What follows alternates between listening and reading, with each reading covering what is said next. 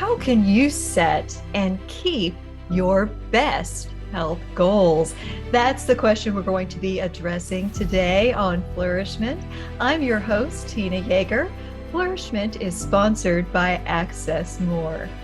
Today, I have with me an amazing guest. Her name is Wendie Pett. She's a naturopathic doctor, author, speaker, and TV host.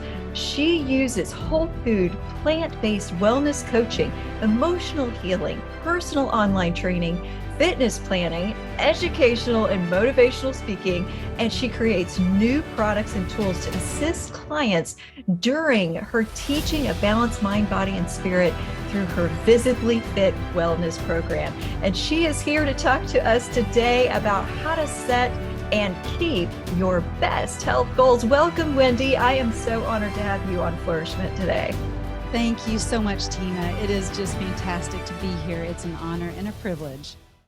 So let's talk about the way that we worded the title of this session to start with. We can all set health goals, but we don't always set the best health goals, and we don't always know how to keep them. Is that something that is a passion for you, considering what you do for your job, your many jobs, actually?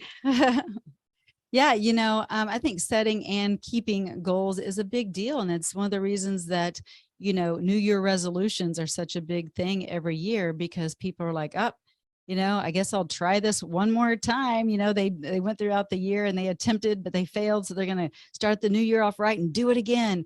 But the problem is, and the reason those set goals don't become their kept goals are because usually the goals don't have an underlining of a deep-rooted why. Okay. I think so often they're very surface goals.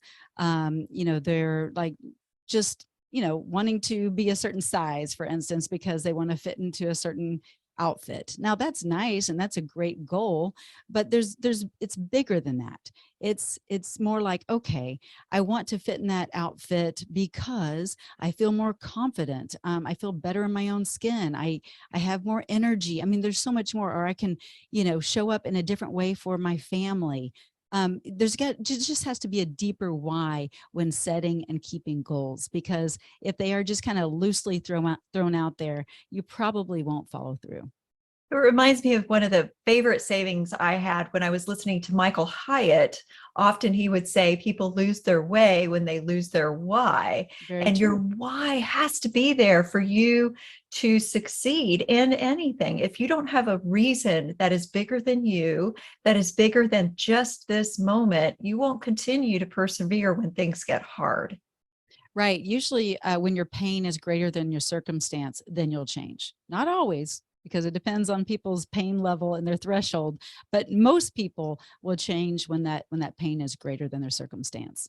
So, and the pain being greater than the circumstance has to be a lasting commitment as well. Sometimes people will experience pain, like with addictions. People will experience pain temporarily and decide that they're going to quit, but they're not going to quit permanently enough to stay quit.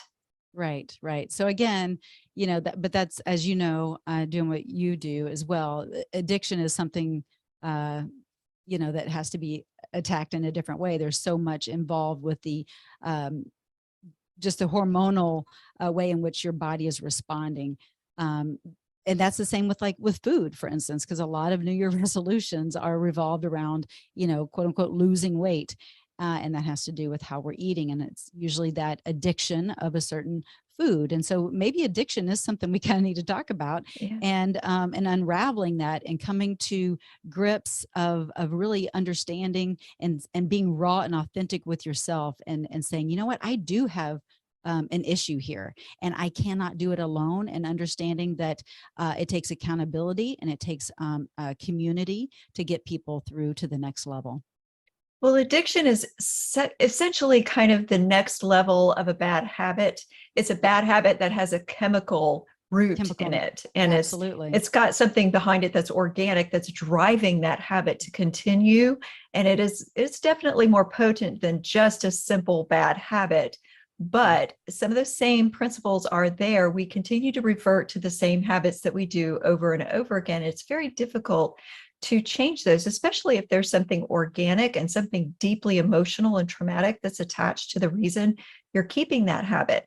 However, the reason to change the habit has to be bigger than the reason you have to stay in that familiar zone. Absolutely. And people that have had major addictions have overcome, and they can see through the other side and get on the other side of that addiction. They are in a different place mentally, as far as having the will, having the desire, and being in that place of I'm determined to get through it. And part of it is just that. How determined are you to reach your goals? How determined are you to be set free from whatever bondage it is of a bad habit, whether it's a full-on addiction or just a bad habit that continues to surface? How long do you want to stay just imprisoned by that? It's really up to you. Starts with the mindset shift, right? That's absolutely true. The mindset shift is important no matter what level of habit you're trying to change. And another thing that is also critical in the process of changing a deeply rooted habit or an addiction is that you don't do it alone. Absolutely. Absolutely. Because I think, human nature, we tend to want to say, I got this. I can do this. And I think there's nothing wrong with that on some level. But when we do go in it as with our own strength and not in the Lord's strength, then we fail, right? So I understand why we want to have that confidence and all of that, but it's really knowing that we can't, and we weren't wired to do it alone to begin with. So understanding that it's community with the Lord and getting us through, and with his strength, but community with others that can lift you up and support you when you are in your weakest moments, because we're all going to have them. We're just so human. And God created us in his image, and he is a relational God in community Yes. with himself among the Father, the Son, and the Holy Spirit. We should be modeling our behavior and the way that we choose to live in community and be strengthened by community and work together with others in order to accomplish the things that God sets before us to do. So if we are trying to make a change and we're trying to do it on our own strength instead of on the Lord's strength and according to the Lord's pattern that he has established for us to do it in community, we are dooming ourselves to fail and to reset back to our old default patterns when things get hard. Yeah, it's going to be really a disservice to all. And the biggest reason that the reason we are here is to bring God glory and to be in relationship with him. So, but I do want to talk about this goal setting and how I think sometimes these goals that we may have, maybe they're not the right goals. We need to ask the Lord, what is that vision you have for my life? What are the goals that you would have me accomplish, not just in my strength and your strength and in as community, but I'm just saying, what's the vision you've written on my heart? And to know that sometimes we just muster up some kind of goal because we see someone else doing it, but it might not be the right goal for you. And so really just praying and meditating and asking the Lord, what is it that you really want me to do? What are my next steps? I'm not going to look at somebody else and their goals, but what is it for me and my family? And really seek the Lord for that. I think that's a really important part. So when you're helping someone set health goals and you're personalizing them for their current state of health, would you set long-term goals and then short-term objectives toward those goals so that they don't get discouraged on the way to the long-term goal? Absolutely. Because the big goal, the long-term goal, looks so grandiose that it just seems so far-fetched. Like there's no way I'll ever accomplish that. But if you start to break it down into bite-sized segments and get them to really see, oh, okay, and in 1 month I'll be here by doing XYZ on these particular days and this order, and then it starts to unfold and it becomes more real and attainable.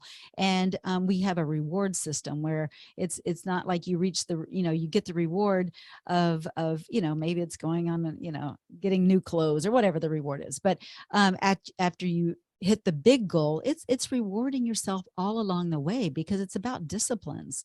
And the more we become disciplined in our habits, I believe that we really do need to reward ourselves, because it's not quote unquote easy in the beginning.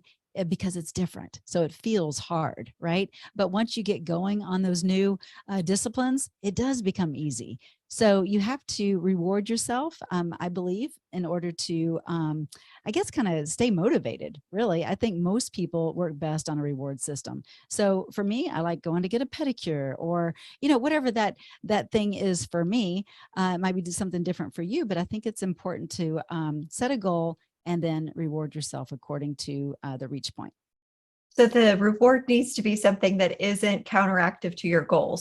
I hear people say that Exactly. all the time, though. They want to have a cheat day. Every Sunday's a cheat No. day. And I just wonder if that's even a good habit to put yourself in, to do the cheat day. No, cheats are choices. And I just think even the word cheat, it just feels so, so why do you want to have a cheat day? Like, why would you go through all the 6 days of really doing great and then kind of basically flushing it all down the toilet on the 7th day because ate whatever, and you might be literally on the toilet because you ate whatever. So I'm just saying, why put yourself through that? Like, let's just make it a lifestyle. Moderation kills momentum. And that's what I tell my patients so often, because they're like, oh, they hear moderation, everything in moderation, it's fine. Well, really? Because what is moderation for you, Tina, compared to what is moderation for me? That's not a definitive term.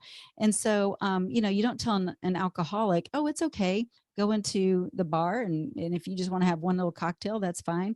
No, they can't. Like, there's no moderation there, or it will set them back.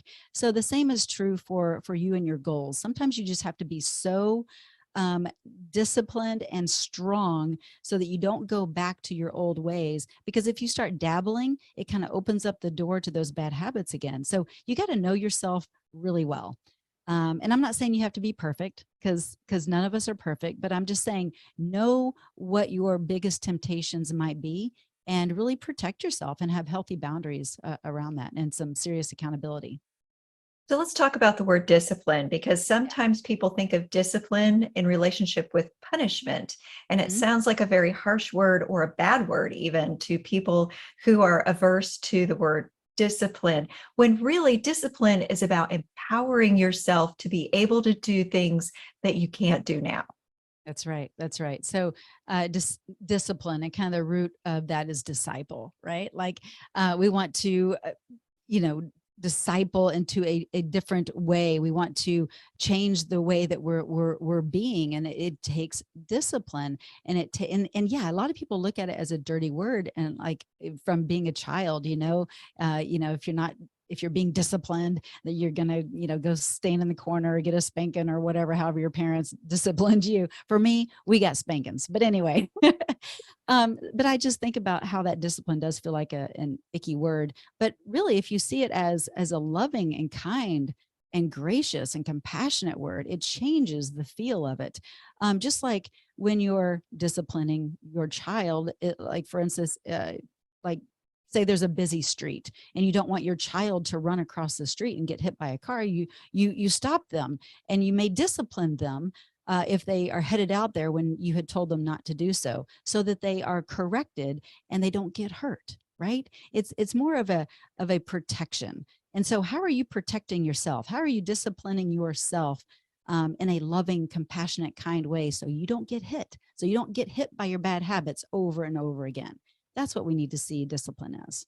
It's our guardrails to keep us It from is. driving off the side of the mountain. It. Yeah. Yeah. Discipline is a good thing. And again, it's not about perfectionism, because we can always become more disciplined in some area of our life, whether it's our physical well-being, our mental mindset.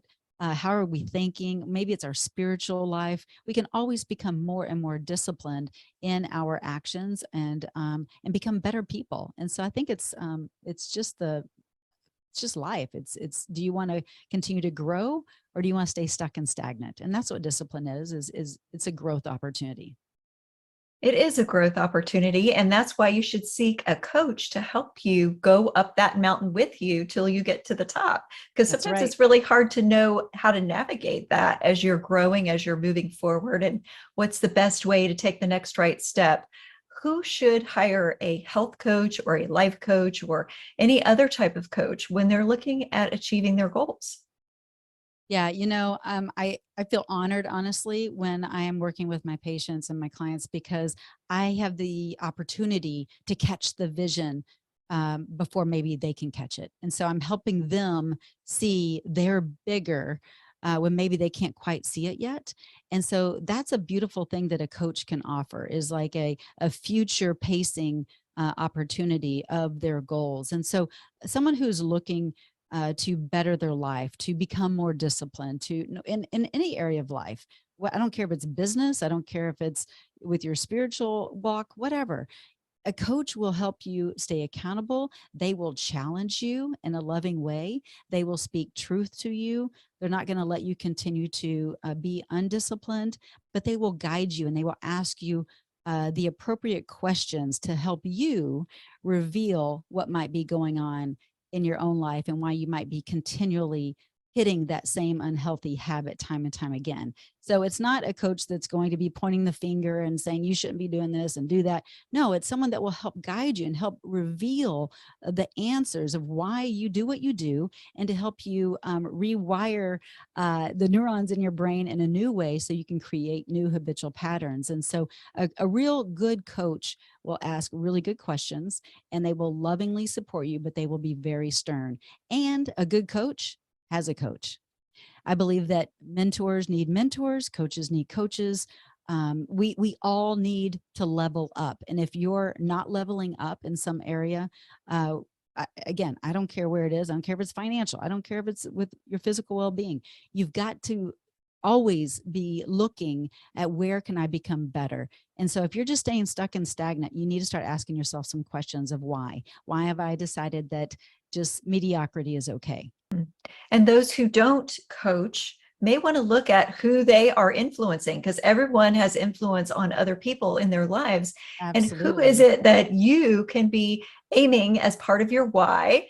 What I can do that I can't do now if I accomplish this goal. So, can I go to a theme park with my kids if I'm in better health? Can we go climb a mountain together if I'm in better health? Will I be able to read those stories without losing my breath if I'm in better health? So, thinking about the things that you can do to be an influence on showing the people who look to you and who are paying attention to what you do, not just what you say, and how your new life will make you able to be a better mentor to other people around you, even if you're not a professional coach, right? Oh, I think that is such a great point. More is caught than taught. And so we are always influencing somebody, whether we realize it or not. But even if it's from afar, due to social media or magazines or television, we are being influenced by others. And so who maybe you don't have a coach, but you are following somebody on social media and they are inspiring you to take different action steps. Okay.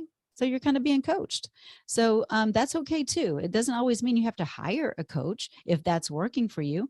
But the majority of people, really do need that community and someone that can speak to them one-on-one as opposed to from afar. But if it works for you, great. But we are always influencing one another. I love that you have been on the show today, Wendie, and I so appreciate your wisdom and insight. And I know that people will be not dying because they're going to be living to get on your Visibly Fit program. So tell us where we can find you and see your show and maybe sign up to be part of your coaching and wellness program. Yes, you can find me at wendiepett.com, and that's WENDIEPETT.com. And I also have a podcast called Visibly Fit, and you can tune in and listen there. Or I've got my YouTube channel. You know what? I'm on just about every platform you can be on. So I'm sure wherever you are, I am there as well. So come look for me. I love to interact with people. So send me a message. And if you're looking for some help, I'd love to help you. Thank you, Wendie. And Thank thank you. you for listening. I know that you have greatly enjoyed this conversation with Wendie Pett. I hope that you will connect with her. And of course, I also hope that you come back for the next episode of Flourish-Meant.